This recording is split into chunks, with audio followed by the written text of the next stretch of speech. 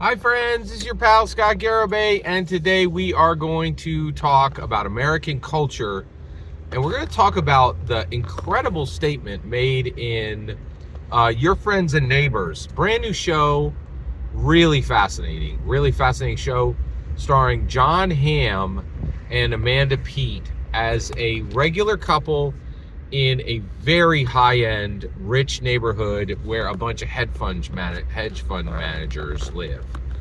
And I highly recommend this show. I When I started it, I was like, this is a terrible premise.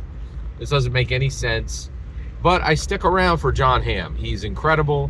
I was delighted to see that Amanda Peet is in it. These two are banger actors and actresses. Just knocking full grand slams on every play. Where I like just this is top-notch acting and solid story writing. But I was really kind of shocked what the show said, and I thought it had a message that's worth exploring and asking if they're right. Right. So what is the message of this show? Well, and by the way, spoilers for Your Friends and Neighbors here. I'm up to it's season 1, episode 6. That's all that's out right now, and I've watched everything that they have on it, and it's really fascinating. So let's talk about it. What is happening in the show? So John Hamm is a hedge fund manager who gets fired, and then he begins stealing from his hedge fund neighbors. And essentially, the premise of the show, there's a lot going on here, and I'm just going to say this part. This isn't even the main part of the video. We'll get there. We'll get to the reason that prompted this whole video in a minute. And so basically, what I thought was really fascinating was the show gets to the point where, so he's stealing from his neighbors, right? And the show is like, there's no victims here. There's no victims here, right? Like, John Hamm is stealing multiple $100,000 watches from his friends, and they're like, it's fine. These people are just horrible people, and there's absolutely zero victims in all of this, right? And so they're just like, this is like predators preying on predators. This is like two lions fighting, right? There's nobody to feel sorry for here. And he's stealing like, $500,000 art pieces. He's stealing $250,000 watches. He's stealing $100,000 bottles of wine, swag, silver, wine, art, gold, right? That's all these, super wealthy. That's all they deal in. They just deal in swag, right? And they just kind of swap it around amongst each other. But what really shocked me was in episode 6, they did something that really shocked me, right? And so basically, John Hamm and Amanda Peet are husband and wife, and they go into and their marriage is strained, right? So they go into this candy shop, and they're together, and they just buy a $5 bag of candy. And one thing that they let you know, like, is like, these people aren't even going to miss $1 million. There's literally one character who burns $1 million check from his mother-in-law, like, because he does, like, that's how rich he is, right? And they're like, these people wouldn't even miss $1 million, like might not even notice if $250,000 of something else disappeared, right? These people are outrageously wealthy, right? And so they pay for this $5 bag of candy, and then they leave the shop, and the shop it's super tiny, and there's no one in there. It's just the two of them. And so the shop owner, who's me with less hair, right, just a 50-year-old guy, who like could be on Peloton a little bit more, and he goes out, and it was okay. So this guy comes out, right, out of the shop, and he goes, hey ma'am, you got to pay for that jar of jam in your pocket, in your purse. And he's like, and she's like, what, are you accusing me of stealing?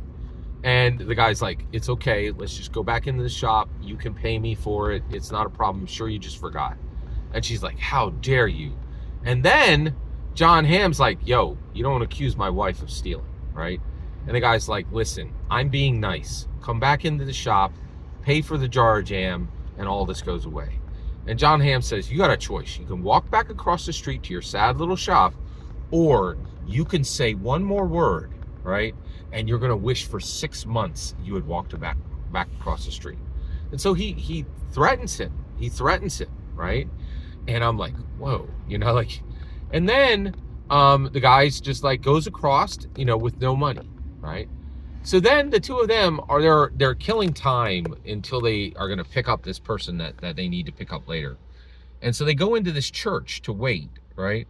And Amanda Peet pulls the jar out of her pocket, and she laughs. She laughs, right? And he's like, I can't believe that. And she's like, it really turned me on the way you stood up for me, for my honor.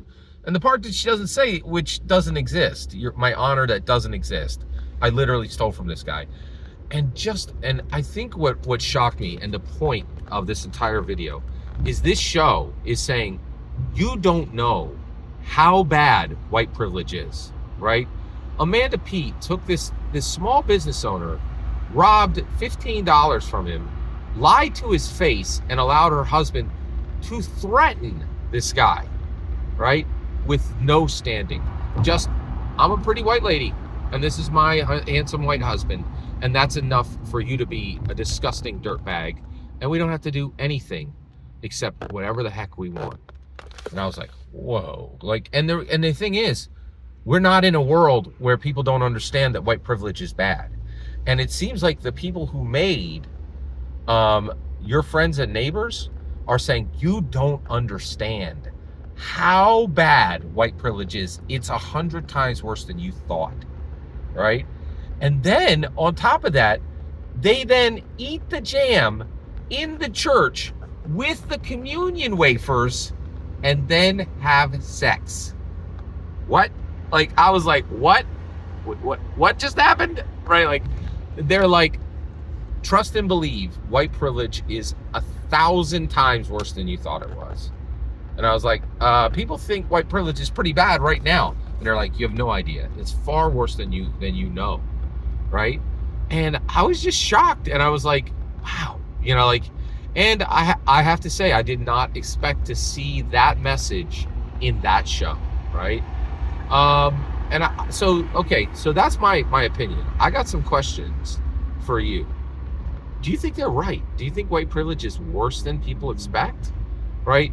And then also, why do you think the people who made the show put this in the show? Why was it important for them to make this point? Every single word you just heard in this video is my humble opinion. Nothing more, nothing less. The important part is when I get to hear your humble opinion. When you get in the comments and send your traffic, please consider liking and subscribing, and have a fetch millennium.